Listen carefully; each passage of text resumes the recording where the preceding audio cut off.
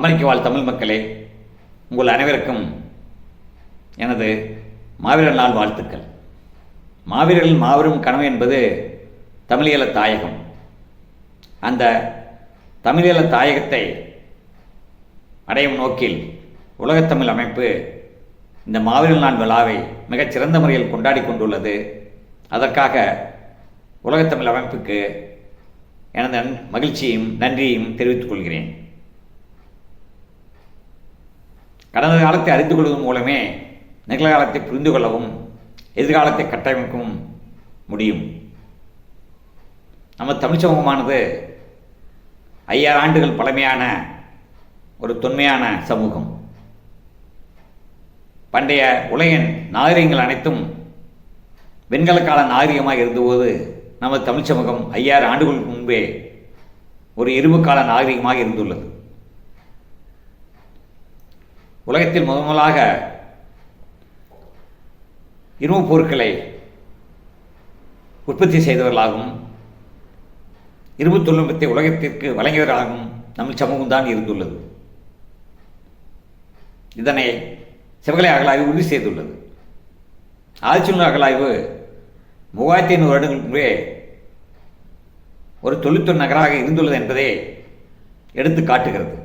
ஆதிச்சநல்லூரில் ஆயிரக்கணக்கான பலவகைப்பட்ட உயர்தரமான இரும்பு பொருட்கள் கிடைத்துள்ளன. அங்கு பேரளவான கலைவண்ணமிக்க வெண்கல பொருட்களும் கலைநயமிக்க மட்பாண்ட பொருட்களும் கிடைத்துள்ளன. இவை தமிழ் சமூகத்தின் தொழில்நுட்ப மேன்மையை வெளிப்படுத்துகின்றன. அகழாய்வு சான்றுகளும் தமிழகத்தின் தொழில்நுட்ப மேன்மையை பறைசாற்றுகின்றன. பெருங்கப்பல்களை பெரும் துறைமுக நகரத்தை உருவாக்குவதிலும் அவற்றை நிர்வகிப்பதிலும் பராமரிப்பதிலும் தமிழ் சமூகம் மிகச் சிறந்த தொழில்நுட்ப மேன்மை கொண்ட சமூகமாக இருந்துள்ளது. பருவக்காற்றை பயன்படுத்துவதிலும் கடல் நீரோட்டத்தை பயன்படுத்துவதிலும் ஓதமை எனப்படும் கடலில் ஏற்படும் உயர்தாழ்வுகளை பயன்படுத்திலும் தமிழ் சமூகம் சிறந்து விளங்கியுள்ளது. இரும்பு பொருட்களை உற்பத்தி செய்வதிலும் ஆடை நெய்வதிலும் மணிக்கற்கள் செய்வதிலும் சங்கு அறுப்பதிலும் முத்துக்குளித்தலிலும் நீர்ப்பாசனத்திலும் இன்னபிற தொழில்துறைகளிலும் தமிழ் சமூகம் ஒரு தொழில்நுட்ப மேன்மை மிக்க சமூகமாக இருந்துள்ளது என்பதை அகழாய்வு சான்றுகள் உறுதிப்படுத்துகின்றன. ஆக இதுவரையான செய்திகள் தமிழ் சமூகமானது பண்டைய காலத்திலிருந்தே அறிவியலிலும் தொழில்நுட்பத்திலும் உலகின் முன்னணி சமூகமாக இருந்துள்ளது என்பதை உறுதி செய்கின்றன. இன்றைய காலகட்டத்தில் ஈழத்தின் மாவீரர்கள் அறிவியலும் தொழில்நுட்பத்தையும் பயன்படுத்தி உலகம் வியக்கத்தக்க மாபெரும் சாதனைகள் செய்தார்கள் என்பதை நாம் அறிவோம். ஆகவே தமிழ் சமூகம் தனக்கான ஒரு நாட்டை உருவாக்கும் பொழுது அறிவியலும் தொழில்நுட்பத்திலும் அந்நாடு உலகின் முன்னணி சமூகமாக விளங்கும் என்பதில் ஐயத்திற்கு இடமில்லை. தமிழ் சமூகத்தின் மிகச்சிறந்த காலகட்டம் என்பது கிமு 750 முதல் கிபி 250 வரையான 1000 வருட காலகட்டமாகும். இதில் கிமு 750 முதல் கிமு 50 வரையான 700 வருட காலகட்டம் என்பது சங்காலம் எனப்படும் நகர அரசுகளின் காலகட்டமாகும்.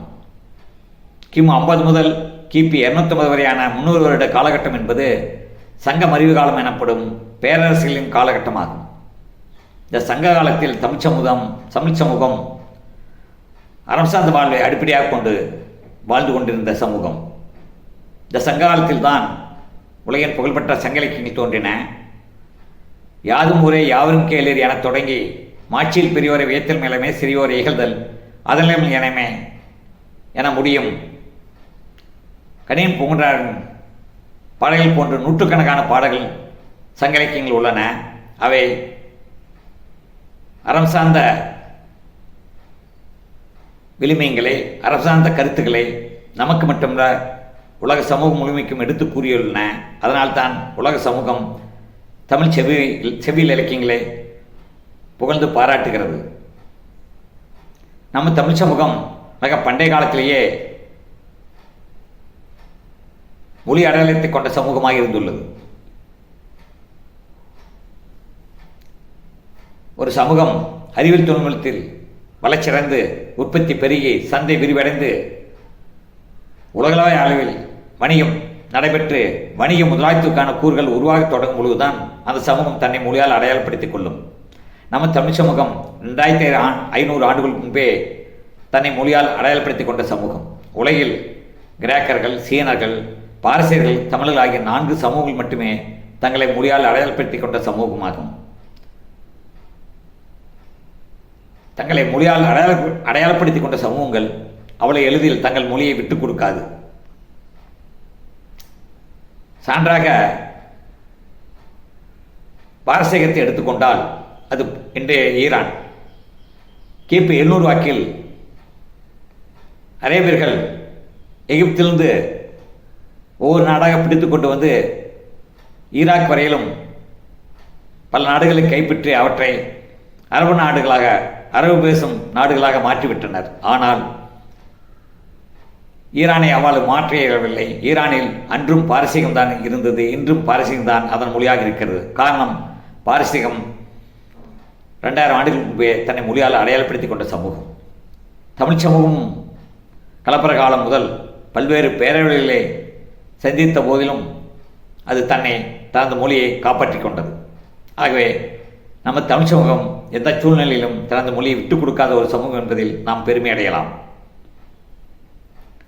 தமிழ் சமூகம் இந்த மொழி அடையாளத்தை கொண்டிருந்ததன் காரணமாகத்தான் பண்டைய தமிழ் அரசுகளிடையே ஒரு ஐக்கிய கூட்டணி உருவாகியது. அந்த ஐக்கிய கூட்டணி மாபெரும் ஐக்கிய கடற்படைகளை கொண்டு இந்தியாவின் கிழக்கு மேற்கு கடற்கரைகளையும் தென்கிழக்கு ஆசிய நாடுகளையும் தனது வணிக கட்டுப்பாட்டில் பல 100 ஆண்டுகளாக வைத்திருந்தது. இந்த ஐக்கிய கூட்டணி இருந்தது என்பதற்கு சில சான்றுகளை நான் இங்கு தர விரும்புகிறேன்.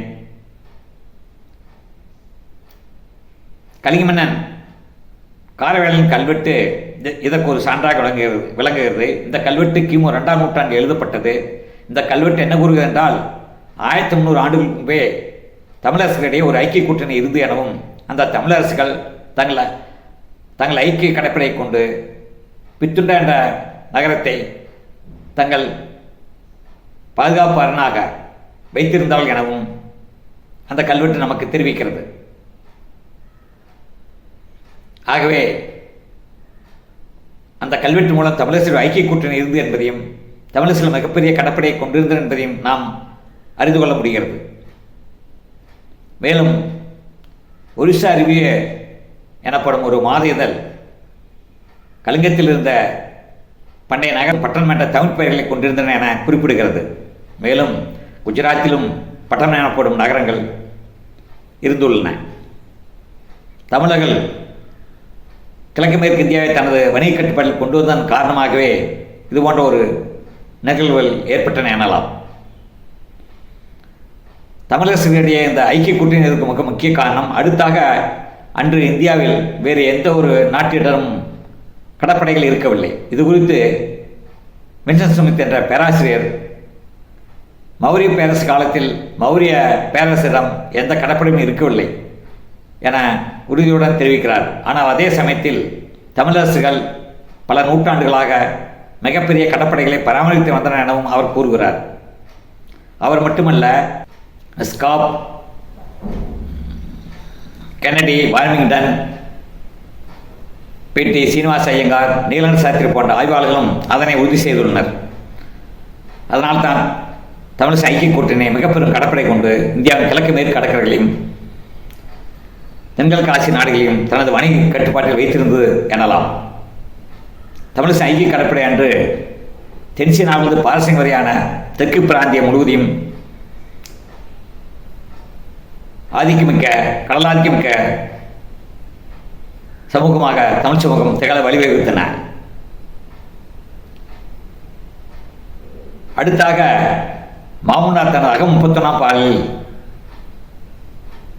தமிழ்களும் ஒவ்வொரு கலக்கும் மொழிபெயர்த்து என குறிப்பிடுகிறார். அதன் மூலம் தமிழ் அரசுகள் ஒவ்வொரும் ஒன்றிணைந்து மொழிபெயர்ப்பு எனப்படும் தக்காணத்தை, தென்னிந்தியாவை, இன்றைய மராட்டியம், கர்நாடகம், ஆந்திரம் ஆகிய பகுதியிலே தங்கள் கட்டுப்பாட்டில் வைத்திருந்தது என்பதையும் அவர்களிடையே ஒரு ஐக்கிய கூட்டணி இருந்தது என்பதையும் மாமூல்னார் உறுதி செய்கிறார். மூன்றாவதாக கிமு 3ஆம் நூற்றாண்டின் தொடக்கத்தில் அசோகன் தந்தை பிந்துசாரன் மிகப்பெரிய மௌரிய படை கொண்டு தமிழகத்தை தாக்குகிறான். அந்த மௌரிய படையெடுப்பை தமிழிசை ஐக்கிய கூட்டணி சோழவேந்தன் இளஞ்சேச்சனை தலைமையில் ஒன்றிணைந்து எதிர்த்து போராடி மௌரிய படையை தோற்கடித்து விரட்டடிக்கிறது. இந்த நிகழ்வும் தமிழிசை ஐக்கிய கூட்டணி இருந்தது என்பதை உறுதி செய்கிறது.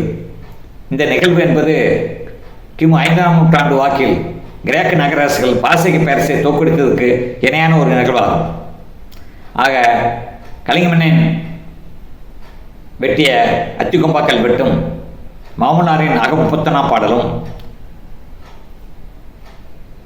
தமிழகத்தின் மௌரிய பேரரசு மீதான வெற்றியும் தமிழிசை ஐக்கிய கூட்டணி இருந்தது எனவும் அவருடைய மிகப்பெரிய கடற்படை இருந்தது எனவும் உறுதிப்படுத்துகின்றன. தமிழரிடம் இருந்த தமிழ் அடையாளம்தான் இந்த ஒற்றுமைக்கும் வலிமைக்கும் காரணம். ஆகவே தமிழ் மக்கள் சாதி மதங்களை கடந்து என்ன பிற வேறுபாடுகளை கடந்து தமிழர்களாக தங்களை அடையாளப்படுத்திக் கொள்ள வேண்டும் என நான் இந்த மாவீரர் தின விழாவில் கேட்டுக்கொள்கிறேன். அவர் நாம் தமிழர்களாக நம்மை அடையாளப்படுத்திக் கொள்ளும்போது மட்டுமே நாம் ஒரு வலிமை பெற்று தமிழர் தாயகத்தை அமைக்க முடியும், என்ன பிற மாபெரும் சாதனைகளையும் செய்ய முடியும் என கூறி எனது உரையை முடிக்கிறேன். நன்றி, வணக்கம்.